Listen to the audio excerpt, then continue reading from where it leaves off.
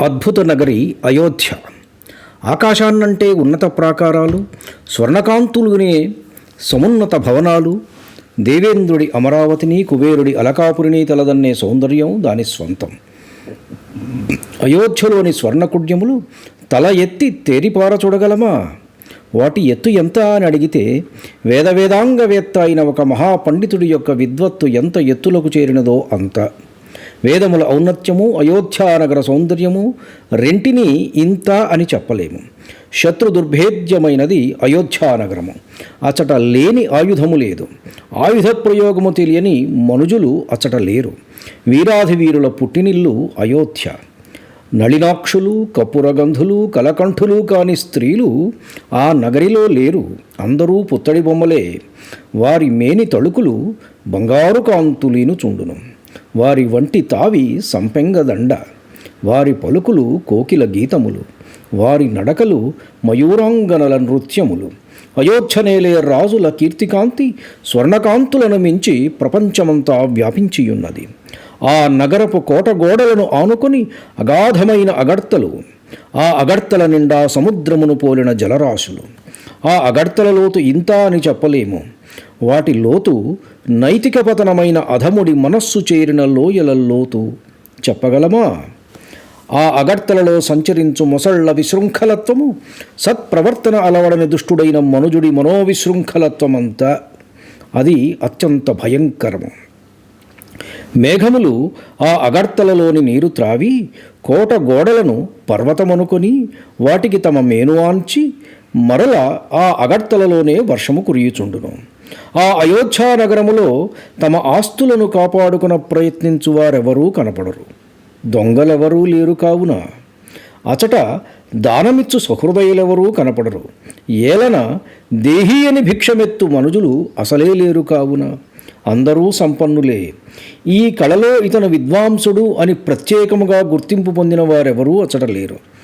ఏలన అన్ని కళలలో అందరూ గొప్ప వైదుష్యము సంపాదించిన వారే. ఇది వీరికి ఉన్నది, ఇది లేదు అని చెప్పుటకు సాధ్యము కాదు. పౌరులందరూ అన్నింటా సర్వసమృద్ధమైన సంపదలు కలవారు. అనంతమైన విజ్ఞాన ఫలములనిచ్చు వేదవృక్షము శాఖోపశాఖలుగా విస్తరిల్లి జనుల జ్ఞానార్తిని తీర్చుచోటు అయోధ్యానగరము. సూర్యచంద్రులు అలుపే లేక విశ్వసంచారము చేయునది అయోధ్యతో తొలతోగు నగరి ఈ విశ్వమందు మరి ఒకటి ఉన్నదా అని వెతుకుట కొరకు మాత్రమే. అటువంటి అయోధ్య నగరానికి రాజు దశరథ మహారాజు. పరిపూర్ణ లక్షణాలు కల పరిపాలకుడు ఆయన. మూర్తి భవించిన విజ్ఞత ఆయన. రూపుదాల్చిన దయాగుణమాతడు. నిర్మల ప్రశాంత చిత్తుడా ఏలిక. శౌర్యము, ధైర్యము, వీరత్వము ఆయన సహజ గుణాలు.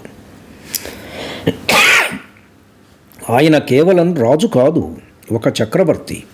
ఆయన శ్వేతఛత్ర ఛాయలో హాయిగా ఏ ఈతి బాధలు లేకుండా తమ రాజ్య పరిపాలన చేసుకునే రాజులు ఎందరో. సామంతులకు కష్టం లేకుండా కాపాడే కన్నతల్లి వంటి వాడాయన. సామంతులు పాదాభివందనములు చేయునప్పుడు వారి కిరీటములు రాసుకొని ఆయన కాలి కడియములు ఎల్లప్పుడూ అరిగిపోయి తమ వన్నె తగ్గి ఉంటాయి. ఆయన చెయ్యికి దానము తప్ప వేరొకటి తెలియదు. అడిగిన వారికి లేదనకుండా దానము చేసిన చెయ్యి అది. భూమి మీద ప్రతి వ్యక్తి చెయ్యిలో చెమ్మ కనపడుతూ ఉంటుంది. ఆయన వద్ద దానము స్వీకరించినప్పుడు పడిన జలముతో. ఆయన పాలనలో అన్నార్తుడు, దుఃఖార్తుడు ఎవరూ లేరు. ఒక్క మాటలో చెప్పాలంటే ఆయన తన ప్రజల పాలిట చింతామణి. శాస్త్రములలో తెలిపిన ప్రతి యజ్ఞము చేశాడాయన. సకల శాస్త్ర పారంగతుడా ప్రభువు. సమస్తమైన ఇహలోక సౌఖ్యాలను అనుభవించి తృప్తి చెందినవాడాయన. ఆయన అనుభవించని భోగము లేదు భూమిపైన. ఒకరోజు గురువైన వశిష్ఠ మహర్షి పాదములను పూజిస్తూ అంతటి చక్రవర్తి తన మనసులో గూడు కట్టుకున్న బాధను ఇలా వ్యక్తపరిచాడు. హే భగవన్, నీవే మా దైవము. తరతరాలుగా మా వంశానికి దారి చూపే దీపశిఖవు నీవు. కన్నతల్లి వలె మమ్మలను కాపాడుతూ వస్తున్నావు. నాకు ఉన్న లోటు నీకు తెలియనిది కాదు. నాకు ఉన్న దుఃఖమల్లా ఒక్కటే, నా తరువాత ఈ సువిశాల సామ్రాజ్యాన్ని పాలించడానికి నాకు వారసుడు లేడే అని. నాకు మార్గము చూపు తండ్రి అంటూ కన్నీటితో గురువును ప్రార్థించాడు చక్రవర్తి.